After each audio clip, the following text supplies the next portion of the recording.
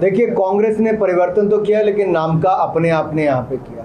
अभी भी साथ में लगता कांग्रेस का कार्यालय देख लीजिए, कांग्रेस के राष्ट्रीय अध्यक्ष की फोटो नहीं लगी, वहाँ किसी और की बड़ी फोटो लगी है। अब जाके देख सकते हैं। और कुल मिला के 4 फोटो में भी एक परिवार की ही फोटो नजर आती है। भारत जोड़ो यात्रा के बाद अभी जो उत्तर से लेके दक्षिण तक है वो पूरा कर दिया है। अभी पूर्व से लेकर पश्चिम तक कांग्रेस की यात्रा निकलने वाली है, उसके बारे में क्या कहें? भारत तोड़ो के लिए बयान जो लगातार राहुल गांधी जी विदेशी धरती से दे रहे हैं, वो स्पष्ट दिखता है कि हताशा, निराशा 3 राज्यों के चुनाव हारने के बाद कैसी है। गुजरात में तो गुजरात के लोगों ने जमीन दिखा दी। अब त्रिपुरा, मेघालय, नागालैंड के लोगों ने भी कांग्रेस की सफाई कर दी। अब राहुल गांधी जी को देश के अंदर तो कुछ नहीं मिल रहा, विदेशी धरती से कभी विदेश के भारत के सैनिकों पर मनोबल गिराने का काम करते हैं, कभी ये कहते हैं कि भारत की लद्दाख, अरुणाचल प्रदेश की सीमा पर कब्जा कर रखा है। तो क्या ऑक्यूपेशनल फोर्स जब वो भारत को कहते हैं वहाँ पर, तो मेरा सवाल कांग्रेस पार्टी से ये है, क्या वो राहुल गांधी से खड़गे जी और सोनिया गांधी जी सहमत हैं कि राहुल गांधी जब कहते हैं कि ऑक्यूपेशनल फोर्स भारत वहाँ पर है लद्दाख, अरुणाचल प्रदेश में, तो क्या कांग्रेस पार्टी ये मानती है कि लद्दाख, अरुणाचल प्रदेश भारत का हिस्सा नहीं है? कहना क्या चाहती है कांग्रेस पार्टी? सर्जिकल स्ट्राइक की गई तब जाकर कांग्रेस ने सैनिकों के ऊपर सवाल खड़ा किया। चीन ने अतिक्रमण करने का प्रयास किया, हमारे सैनिकों ने मुंह तोड़ जवाब दिया, तब इन्होंने, कांग्रेस के लोगों ने सेना का मनोबल गिराने का काम किया। आज कांग्रेस की राजस्थान की सरकार में पुलवामा के शहीदों की परिवारों के साथ जो हो रहा है, इससे बड़ा दुर्भाग्य क्या होगा? पुलवामा की घटना को केवल एक और बॉम्ब बताकर राहुल गांधी जी सैनिकों का अपमान करते हैं, आतंकवादी हमले को एक छोटी सी घटना बता देते हैं। अरे कांग्रेस को हो क्या गया है? क्या वोट के लिए और विदेशी सहयोग के लिए इतना गिर जाएंगे?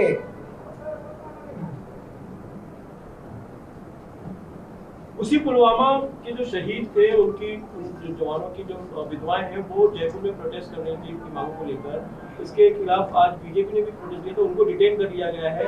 इस तरह का जो प्रोटेस्ट जो है वो जयपुर में हो रहा है, उनकी कहीं ना कहीं। देखिए, एक और अगर आप भारतीय जनता पार्टी को देखेंगे तो नरेंद्र मोदी जी की सरकार ने 1 रैंक 1 पेंशन भी सेना के पूर्व सैनिकों को देने का काम किया, उसको रिवाइज करने का काम भी किया। बुलेट प्रूफ जैकेट से लेकर राफेल विमान से लेकर लेटेस्ट हथियार, स्नो बूट से लेकर स्नो सूट देने का काम किया, जो कि कांग्रेस के समय 10 साल तक नहीं मिल पाते थे। हमने अपनी सेनाओं को और मजबूत करने का काम किया है। देश को रक्षा सुरक्षा की दृष्टि से मोदी जी के नेतृत्व में और मजबूती मिली है। भारत आंखें झुका के काम बात नहीं करता, ना आंखें उठाकर करता है, आंखों में आंखें डालकर, आंखें मिलाकर बात करता है। ये नए भारत, सशक्त भारत का रूप देखने को मिलता है। लेकिन कुछ कांग्रेस शासित राज्यों में सैनिकों के और उनके परिवारों के साथ जो दुर्व्यवहार किया गया, वो दुर्भाग्यपूर्ण। और अरविंद केजरीवाल जी से मैं एक बात, जैसा आपने पूछा भी, तो पूछना चाहता हूं, जो कहते हैं कि जनमत ने कहा था, ये मैंने पहली बार ऐसी सरकार देखी जो अपने भ्रष्टाचार को जनमत पर फोड़ना चाहते हैं, जनता पर फोड़ना चाहते हैं कि 4% से 12% कमीशन।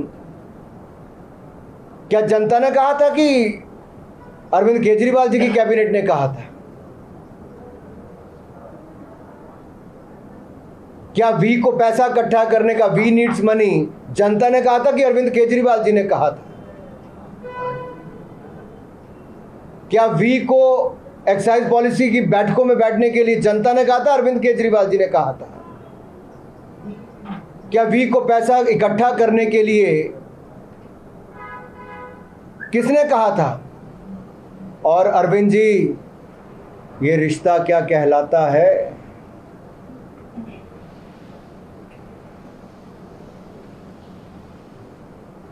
लेकिन इसमें सिर्फ विरोधी पक्ष के जो नेता है उनकी क्यों इंक्वायरी हो जाती है, ईडी उनके पास ही क्यों जाती है?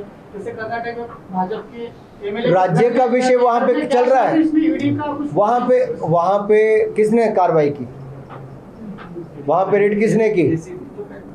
लोकायुक्त ने। तो फिर भाई लोकायुक्त की जांच चल रही है वहां पे, जांच जैसे यहाँ सीबीआई की जांच चल रही है, कोर्ट ने गिरफ्तारी दी, कस्टडी में है। उनको सामने भी मिला। तो मैं इसीलिए कह रहा हूँ कि कस्टडी में है, जांच चल रही है और ये जांच अच्छी तरह से चलेगी, जांच एजेंसी अपना काम करेगी, दूध का दूध पानी का पानी होगा और शराब घोटाले के लोग जो कल तक कहते थे पाक साफ है, आज जवाब देते नहीं बन पा रहे। धन्यवाद।